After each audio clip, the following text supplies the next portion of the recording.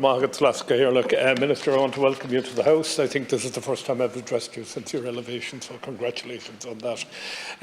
At the outset, I want to thank my colleague, Senator Michael McDougall, for giving leadership to our group in this area. And sitting here listening to the debate this afternoon, the level of passion from all sides of the House and the excellent speeches that were made by all of my colleagues must surely drive home the message that we in Ireland need to wake up.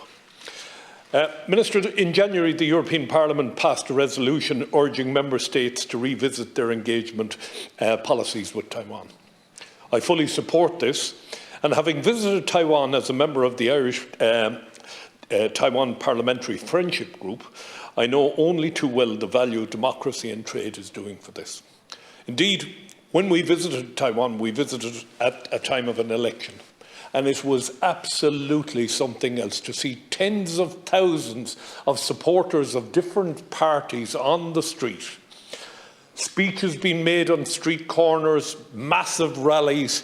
We saw it all. We visited election booths or election centres, and we watched people freely come in to cast their franchise and freely leave. Nobody at any stage stopped anybody or spoke to them. The officials that were in attendance simply did as they do in every constituency in Ireland. They handed out ballot papers and people cast their ballot and put it in the ballot box. That is democracy.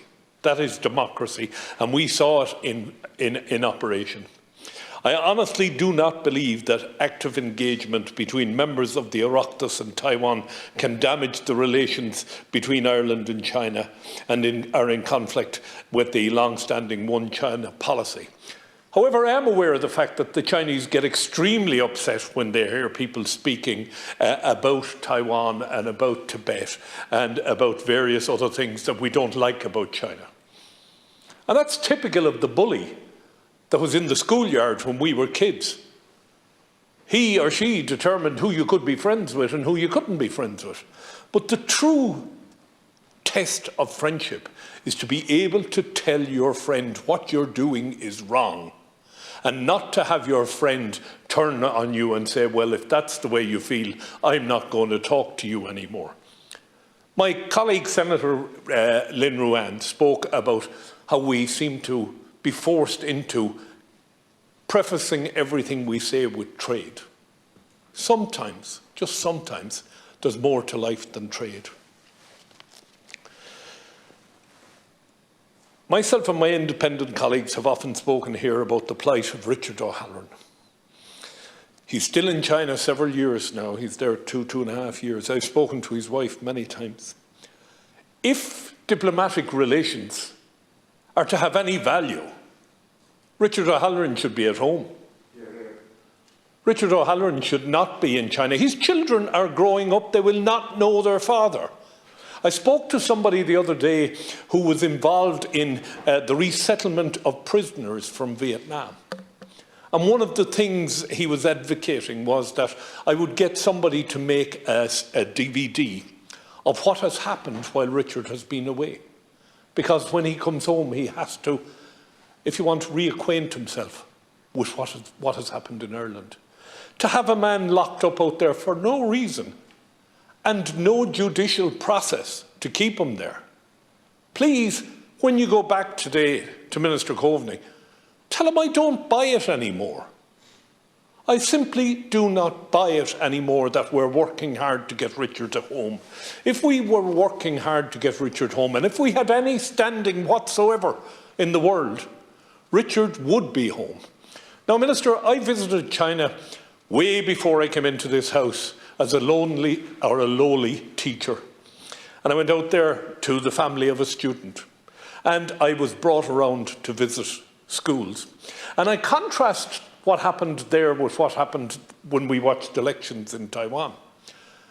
Every school we went to, we were welcomed. It was very formal, and the formality became more strict when the political officer came in. And there was no feeling of people with free speech. In almost every classroom I visited, I was asked what I thought of China's record on human rights was. Why was I asked that question?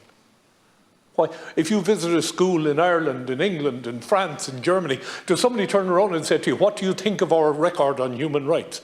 This was all predisposed.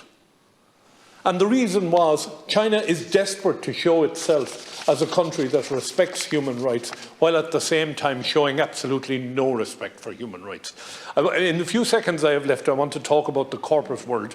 Jerry Buttimer just spoke about corporate support for the Beijing Olympics. It should be nothing unusual to any of us here to recognise the fact that big corporate world couldn't give a continental damn about human rights or anything else. Their bottom line is profit and profit only. They don't care about human rights. If they did, we wouldn't see the exploitation of children making clothing in some parts of the world. We wouldn't see children mining in other parts of the world. These things wouldn't happen if big corporate worlds people had any respect for human rights. So maybe they're in the right place in Beijing, standing alongside a totalitarian regime that cares sweet damn all for the people that it rules over. Minister, I know you represent this country abroad and you do a good job. Please, when you go back to your cabinet or your ministerial colleagues, please tell them we've got to wake up, and we may be small, but we do have a voice. Let's open an office in Taipei. They were damn good to us when we needed PPE quickly. Okay, Thank you very much indeed.